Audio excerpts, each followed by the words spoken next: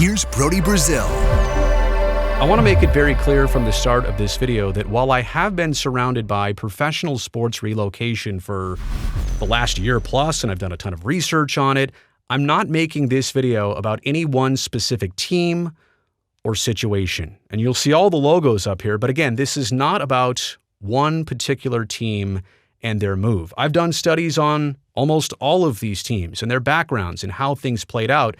This video is kind of broad strokes and what I've learned, generally speaking, about professional sports relocation. And this is something that I never thought I'd be covering, like here on a YouTube channel or ever, because I thought it's something I would never personally experience or do this deep dive on. But here we are, and I just wanted to spell out some of the ramifications in hopes that you watching this will never have to go through it with your favorite professional sports teams. Beginning with this.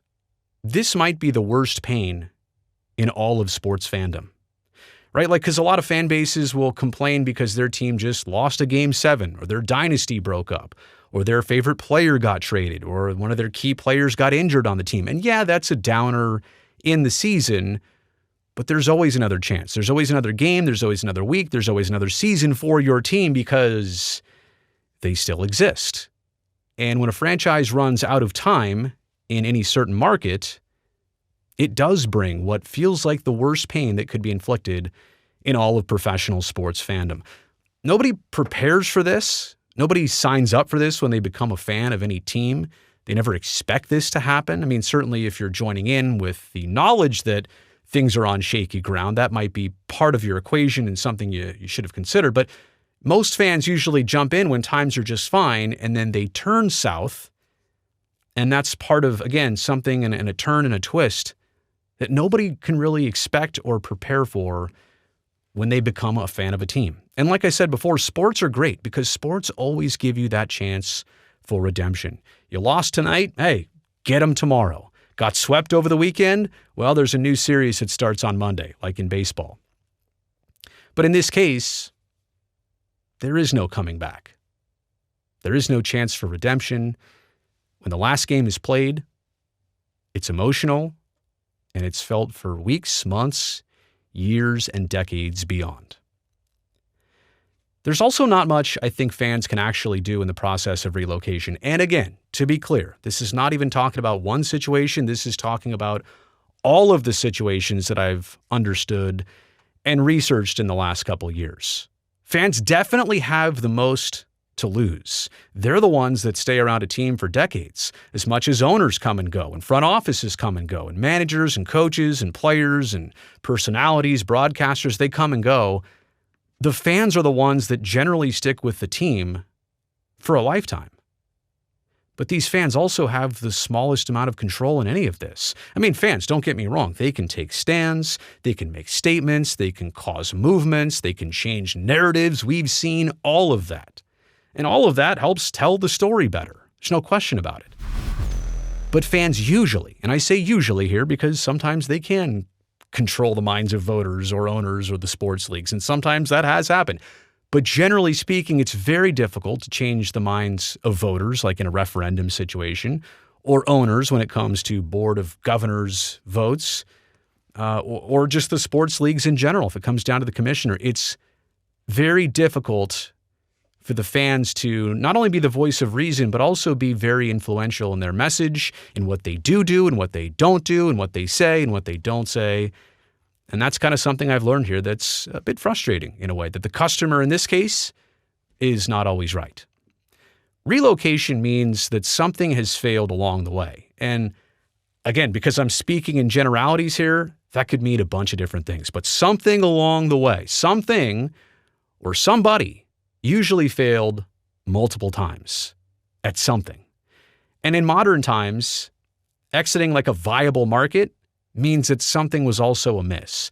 It's one thing if you're in a spot that just never could have worked in the first place. Too small, not the right situation, and it wasn't a bad idea going in. But once a team has moved in and even had 1 year of success, and they've shown that, wow, this can work, there should never be that question again.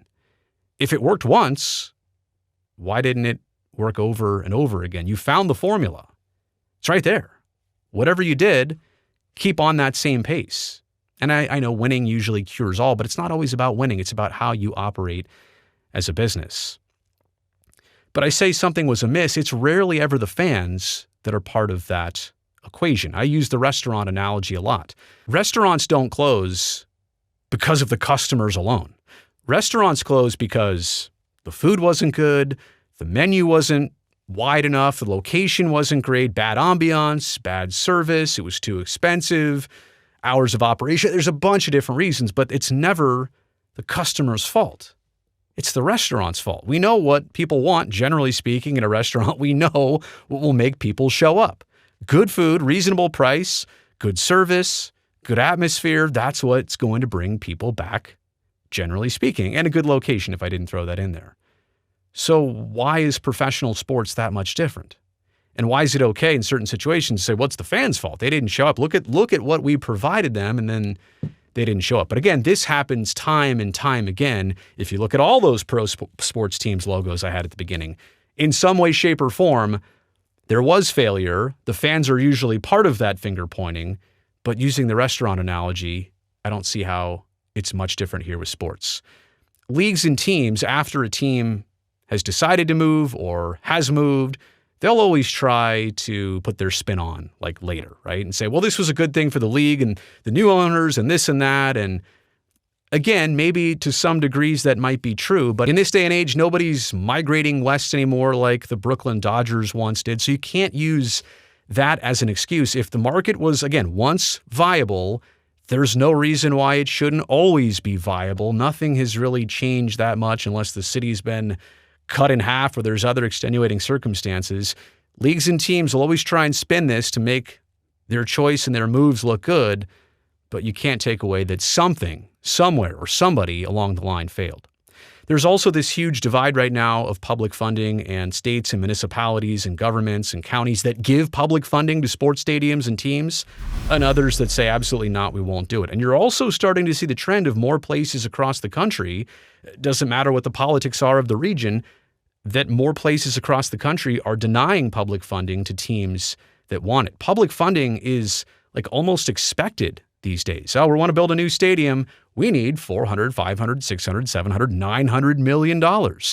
Look at the state of Utah. Recently approved $900 million for a new basketball and hockey arena and $900 million if Major League Baseball ever comes to Salt Lake City. So that public funding part is almost now an expectation. Maybe 30 years ago it was a nice cherry on top, or it was a small amount. Now we're talking 50, 60, 70% of the cost of construction is being publicly funded, and costs are reaching insane amounts. I mean, inflation alone, you can look at most ballparks built in the early 2000s across baseball. They cost $3 and $4, $500 million maybe. Now it's $1.5 billion, $2+ billion. And so the amount of public funding is proportionately going up as well, and it's just unreasonable amounts of money. I'm here to say that if a team or a stadium needed $5 million and there were some benefits from it, maybe a municipality would say $5 million, that's it. There you go.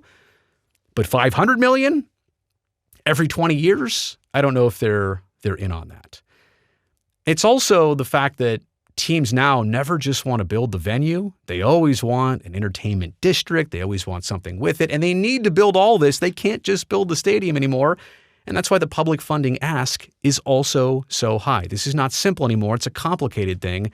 And this is part of the problem of relocation. Then teams and cities, they get into the back and forth about building a project that's this big or like too big even to fit on the screen. And so that's definitely a problem, and it causes lots of threats and games and negotiations back and forth when this should be just so much more simple. You want to build a stadium? Just the stadium? Here, we'll find a way to help you build the stadium, but just the stadium if you're asking for public funding. The history, the colors, and the logos of a team, where they stay and where they go matter. And this happens sometimes in relocation where the team takes nothing. It also happens sometimes where the team takes everything. Keeping a team's history, I think, also keeps the door open, just in case professional sports ever want to come back to that market, that region gets to keep its identity. It also, lets the vacated market maintain their identity. So it's a business possibility, but it's also a sentimental aspect that you get to keep something For the chance that it'll happen again, or for just the idea that it's something that you mentally and tangibly, I suppose, hold on to? Chances are the new market of where that team is relocating to, chances are they don't even really want that history. They're just excited to get any old new team. They don't need all the baggage. They don't need the history they may not respect, appreciate, or even understand it. They simply usually, again, this is a general video, they usually don't care. And so it's almost a courtesy of everybody involved in the process. It's almost a courtesy just to say, you know what, we're leaving this here. We'll turn a page. Obviously, we're turning a page in our location. We'll leave our history here and we'll start from scratch. Again, this is generally speaking. This is not to one specific situation. They're all just a little bit different, as I've come to understand. But that's an interesting thread. There's also the conversation and the back and forth about, well, sports teams are private businesses and they can do what they please. They're privately held, with the asterisk there, meaning that the Green Bay Packers are publicly held. So besides them, right, they're all privately held. But are they a private business, or is a professional sports team a community asset? Because a private business, yeah, I suppose if you're a software company or an auto manufacturer, I guess you can take your business and your operation wherever you want to go. You can operate and make decisions privately. I suppose that is true. But, does the situation change? And I'm asking here the question. I think this is probably my viewpoint, but I'm also asking the question here. Does that situation change of a private business being private the moment they receive $1 for anything of public funding? Any improvement to your stadium, your facility, your team, whatever, the moment you accept one public dollar, are you really entirely a private business anymore, or are you a community asset? Because these teams, they are community. And when they need something, they go to the community for public money. When they go somewhere else, they want that new community's public money.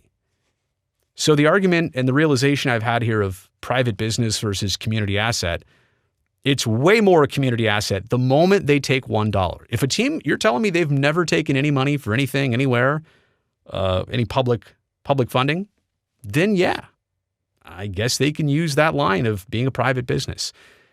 But I would have to think most teams across most sports have taken something somewhere along the line. And this is the one that really hits. You just don't realize the scars until after the move happens. In the process, and sometimes it's a quick process. It's a matter of weeks. Sometimes it's a matter of months. Sometimes it's a matter of years. Sports goes on. Life goes on. You keep all the logos and the merchandise and the reminders, and those don't feel very great all the time. Your traditions are no longer, but you can't realize this while you're in it. You only realize it once it's gone. And the vacant venue, it just sits there. And there's plenty of vacant venues of those teams' logos who were on your screen at the start, and they will be at the end of this video. Those venues, or eventually they get torn down, but generally they just sit there, empty as a difficult reminder. And then fans are left to decide what to do with their fandom. Do you really have the appetite to get back into something somewhere else, a different team, a former rival team? What is the fan to do? And a lot of fans come to a quick decision, and that's great. But again, it brings you to a fork in the road where there is really no blueprint for any of that. So those are some difficult things that I've learned in the last year plus about relocation. Again, this is a chapter of my life and career that I never could have predicted or expected, certainly never desired. But I suppose if you're around it long enough and you're around enough teams long enough that something like this is going to crop up. And like I said, I have learned a lot about the different backgrounds here of all these teams, and also some teams that look like they were going to move and didn't. Locally, the Sacramento Kings. Locally, the San Francisco Giants. So there have been some close calls too, but just wanted to put together this video about things I've generally learned about teams relocating. You made it here to the end of the video. You know I appreciate that. Thumbs up down below. That'll help me, this video, and this channel. And also, go down below and hit that subscribe button because you know I would definitely love to see you back here next time.